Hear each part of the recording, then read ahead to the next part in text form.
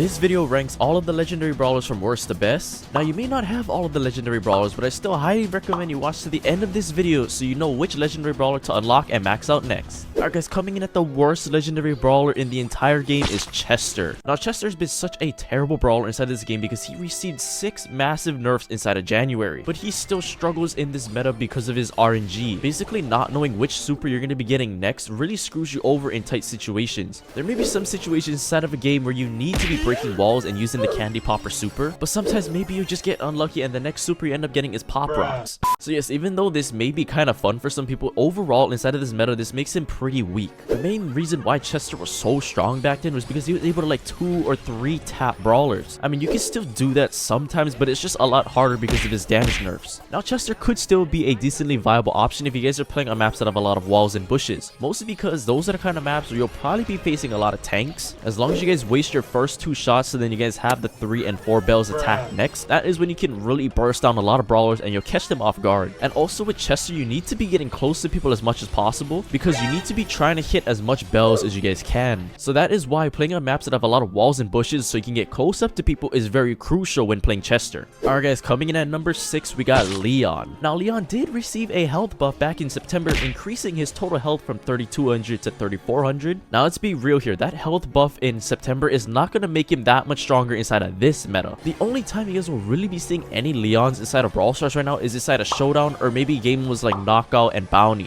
But even though he's good in those kind of game modes, if you guys play Leon outside of maybe like showdown or bounty for example, he's just gonna get absolutely hard countered by stronger brawlers inside of this game like Crow. The only time I really see Leon pretty viable inside of this meta if you guys are playing against really squishy brawlers like throwers or long range snipers. Other than that, other brawlers in this meta like Buster, Shelly, and Bang, they're just too damn good and they're gonna smoke Leon. And also something that really sucks about Leon is his mythic gear. Leon definitely has the worst mythic gear out of all the brawlers that have a mythic gear inside the game. All his mythic gear does is increase his super duration from 6 seconds to 7 seconds. Now yes, this could be helpful if you guys are running the Invisi-Heal star power and you keep your super during that entire duration. This can actually help you heal up 1000 more health, which it can be good in some situations. But come on, that mythic gear doesn't really help him as much. It's not as strong as like Spikes or Crows for example. So realistically, I recommend you guys don't run the mythic gear on Leon. It's not worth all of your coins. Now if for some reason you guys do want to play Leon, you guys want to push Leon, because I know there's a lot of people out there that like Leon, you guys have to play him on maps that have bushes and walls as well, kind of like Chester. The main reason is because the closer you are to people, the more damage your shurikens are going to be doing. And also since Leon's shurikens kind of sweep in a direction from left to right, so you guys want to be getting as close as possible to the enemies so that you have an easier time hitting all your shurikens. Alright guys, coming in at number 5 we got Meg. Now Meg received a ton of nerfs inside of April, and that is when she was completely broken. Every single part of Meg's kit has been nerfed, including her health,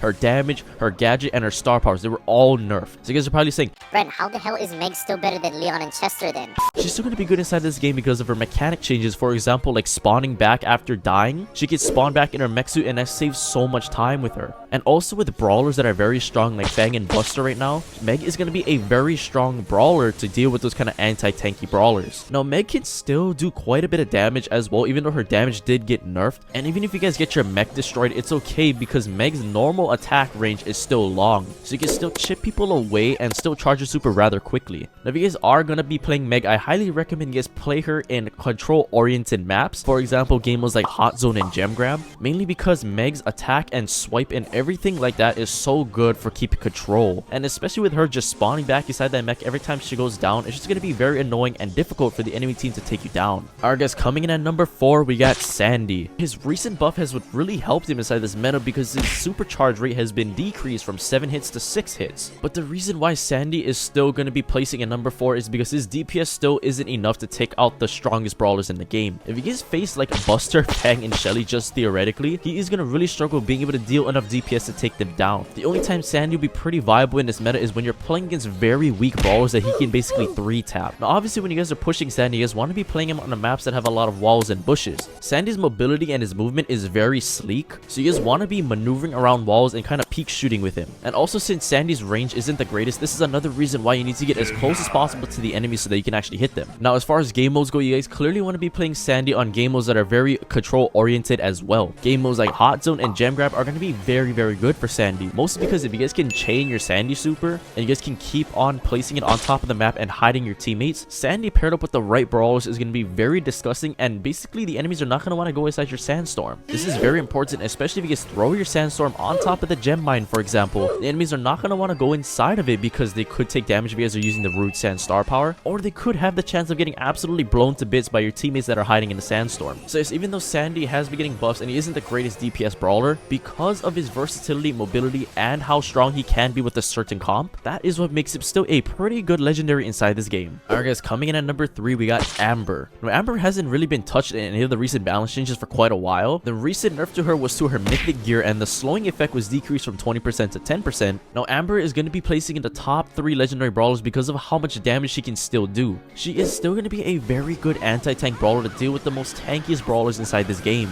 She can still absolutely melt people as long as you guys are very good at rationing your ammo. But the reason why she's so good as well is because she's super easy to play. Like, she's a very auto-aim friendly brawler, and people that really suck at aiming, you guys can basically hold down auto-aim and you can get some free kills with her. Now, kind of like Sandy, you guys want to be playing Amber on game modes and maps that are very control oriented, because with Amber's oil, she can basically cover, like, say a hot zone, for example, and they're not going to want to walk on top of that oil because right as you light it, they're going to be able to get burned. And also, something I really like to do with Amber is playing around maps like double swoosh, basically where you know you're going to be facing a lot of tanks and assassins on that kind of map. You can go and burn the bushes with Amber, and those brawlers are going to be fully exposed. They're not going to have a single way to sneak up onto you and your teammates because those bushes are going to be gone. This makes her a decently strong legendary brawler to counter some of the best brawlers inside this meta right now. Alright guys, coming in at number 2, we got Crow. Now Crow has been getting consistent nerfs ever since August of 2022. They're really trying to nerf Crow into the ground by trying to nerf extra toxic as much as they can. Now the good thing about Crow is enduring toxins hasn't been touched for a long time, so enduring toxins is a must buy mythic gear for him, so I recommend you guys buy the mythic gear for Crow. Now the reason why Crow is so good inside this meta right now is because he's so annoying to face and he can counter some of the best brawlers in the entire game. He's going to be a good counter to brawlers like Fang, Buster, Shelly, all of those kind of brawlers. And since his range is quite long, you don't have to get close to anybody whatsoever, and you can just keep poking people away and chipping them down.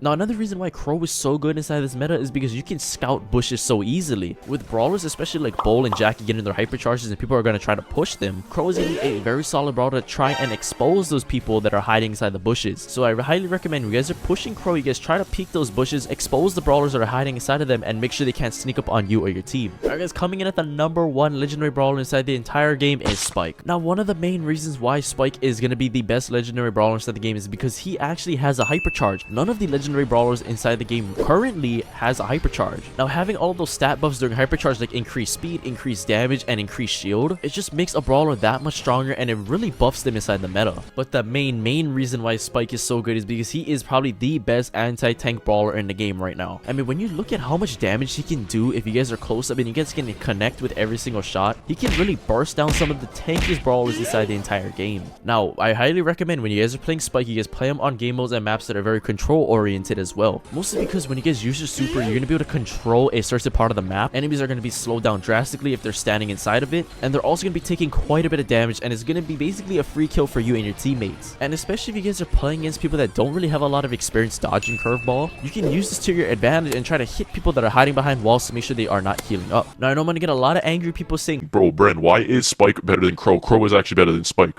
But think about it this way, Spike is a stronger and more versatile brawler than Crow to counter the more stronger brawlers inside of this meta. Spike has better area control because of his super. Curveball makes it a lot more difficult for the enemies to actually dodge his attacks. And if you get close up to people, Spike isn't going to be doing more DPS than Crow would be at that close range. And all of those reasons right there is why Spike is going to be your number 1 legendary brawler inside of Brawl Stars. If you guys enjoyed today's ranking video, I'd highly recommend you guys go check out this ranking video right here.